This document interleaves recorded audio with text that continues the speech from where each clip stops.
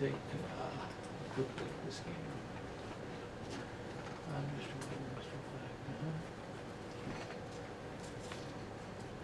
Black,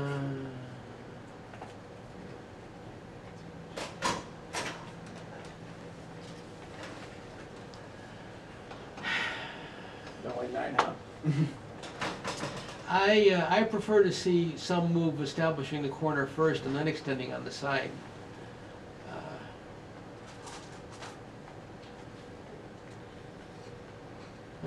That's interesting.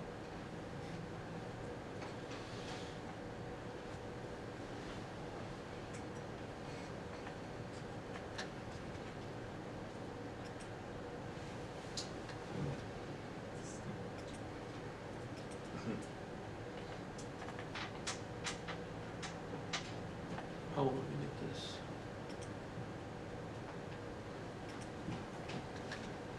That'd be better one move further up, huh? Yeah.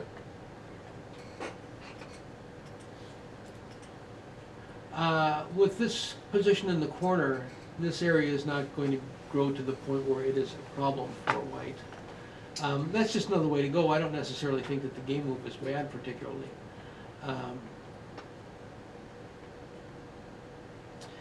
I guess if you're going to play that pattern, you start from here.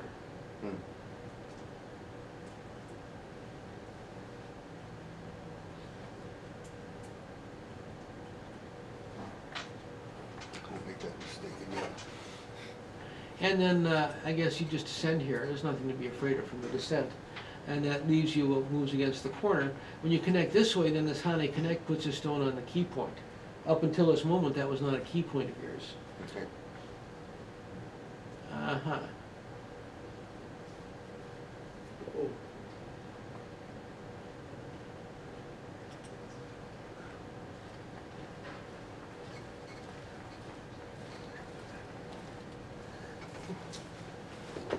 I actually thought I should have played the, before I played that contact move, I thought it would have been better if I put a stone down on the 3-4 point to the left, in the upper left. Because I figure if I did that, he would have, Here? yeah, if I did that first. Uh-huh. In other words, instead of 32, yeah, because if he then plays, well, I guess it depends how he responds, but I thought in most cases I would still have that, what I played, Mm-hmm. or else I would be able to chip off the, Mm-hmm. I can't say as I like this this attachment here. It's a small way of moving in, and I'm not sure that I think this is the big area as far as that goes.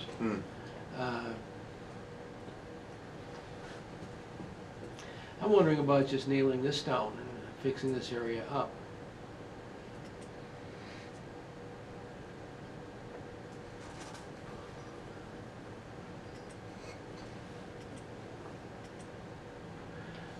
Your group has still got some vulnerability here, and just securing it is worth something. In any event, turning to this area, this is likely to give too great a value to black. What if black hits on this stone? What does white do to that? Mr. White? Even if you cross cuts inside I still get a good result. I just didn't know. I always mess with cross cuts, so I know he's going to cross cut. well, no, actually, I think I could play to the right of Like a- 23, I can't just I? connect and then I just attack you. No, So the honey? not a honey. Oh, this one. Yeah. I knew you were going to do that. Just connect. Or do like, because they got the other stone in place, so I'm not afraid of like white. Well, then I would Atari Which way? on the left. Here? Yeah. And Atari again Uh-huh. down there. Uh-huh. And then I would make the, actually, I think I could just extend on the bottom, right? That's what I would do. Right? Like connect. And then I would, What do you do now? oh yeah, yeah, yeah.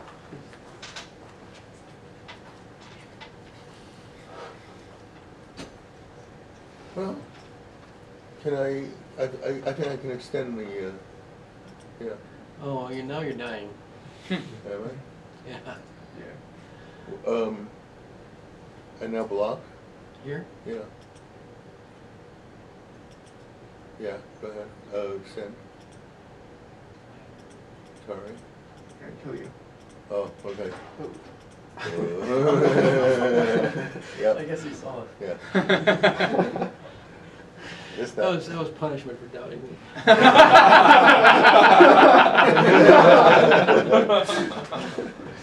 Okay. So just moral of the story is Hunter. Yes, I think that, again, this was never Black's territory to begin with. It was territorial potential, and White could come in there and take it away. Black was not expecting to get it all. And so consequently, when White comes in with this contact play, it gives Black a maximum opportunity to build his position up and make White small.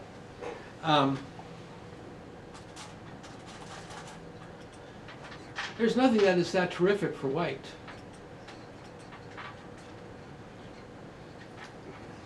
Typically, if White is going to come in, White would like to say, wait for a moment. And now come in this way. Mm. Mm-hmm. Now that there's an additional black stone there, the extent to which Black is able to keep a lot of that as his territory and develop himself is not a problem for White. If White can make any kind of small life in there, he can be content with that. But without the stone investment, then what Black gets is going to be enhanced. Okay. So it's premature. So Black, well, yeah, I don't. It's How do you actually figure the wrong size place. of things? How do you figure the size of things? I've talked a lot about, getting something for yourself and taking something away from your opponent. The size of everything is measured in how many points it brings to you and adds. If you take something away from your opponent, let's say you take away 20, okay, then if you get nothing for yourself, that's 20. This may look big because you see this and you say, oh, that's 20. I took it away, I got 20. Now, let's suppose that you have another move where if you get it, it's plus 15 for you, and at the same time you take away 15 from your opponent. How big is that? That's 30. It looks like 15, but it's 30, because you get 15 for yourself and take away 15 from your opponent. What you take away is invisible. You only see the positive. You don't see the negative. So that you always have to ask yourself, what am I getting that's positive for me, and what is my opponent getting what am I taking away from my opponent? That's how you determine the size of things. In areas where your opponent is strong, in addition to territory, the other way you figure value, size, is from pressure value. In an area where your opponent is strong, you're not creating any pressure against your opponent, so you've got 0 pressure value. You're not going to get anything for yourself, so you have 0 territory value. The entire value you're looking at is only the value of whatever you take away. From that value, whatever you take away, you have to subtract what he gets in the dynamic process, the way he is strengthened and built up. That's a negative that he got. He didn't spend these moves to get. So you subtract that from your positive. See, now you're starting to see how when you calculate it out, it becomes very small. Let's say that the potential territory here is 25 points. Let's say it's all taken away. Okay, and White gets 2 points, so we'll say that White lives in there, and it's 25 points. Now, White's going to end in Gote, that's a certainty. The value of Gote itself is worth something. Let's say with the game being at a relatively early stage, Gote itself is worth 15 points. So now, from the 25 points, you take away the 15 points, which is the value of taking Gote here. Then, you figure that as he beats on me, he's getting territory here. He's converting what was not territory into what is actually territory. So he's gaining 15 points there. He's now at 30. And he's building power, which is going to have another 15 points. He's at 45. All of a sudden, you got 25, he got 45. You just lost 20 points. That's why I'm saying this is small. Your eye maybe looks at the size of what Black could potentially get, but that is only one of the many values you have to calculate and take account of to see what the size of something is. Now, let's just look in comparison with this. Let's just look at this move here. Okay, this is a first-rate extension from this corner position. This is a first-rate extension from this corner position. So with regard to this corner position, let's say that this move has a value of 15. I'm just making these numbers up, but they're just representative. From this corner position, this move has a value of 25. Let's even call it 20. So, by simply playing a single stone here, white creates a value of 35 with no negative. Even if there was nothing, even if this was just simply 25 points in Gote and no subtractions, it's still smaller than this move where you plunk a stone down and it's worth 35. See, now you start to understand, you know, how we're determining large and small. Where your opponent's stones are only is not an area where there's a lot of potential for you. It's just a small place. The empty areas where there's just lots of intersections and no stones, those are the big places.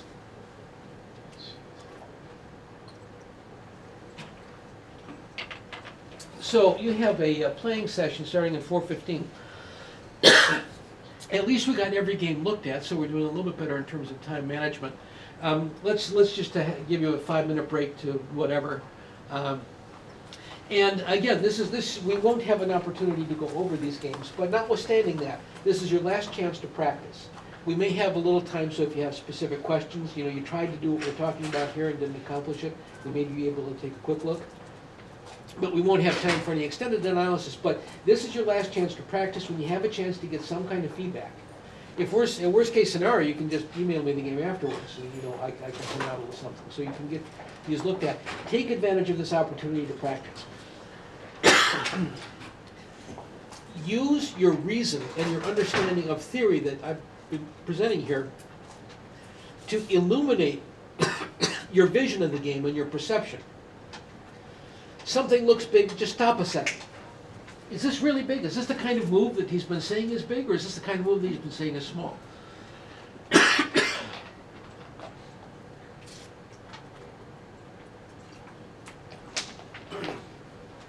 If you do that, you can make this last game a very valuable game.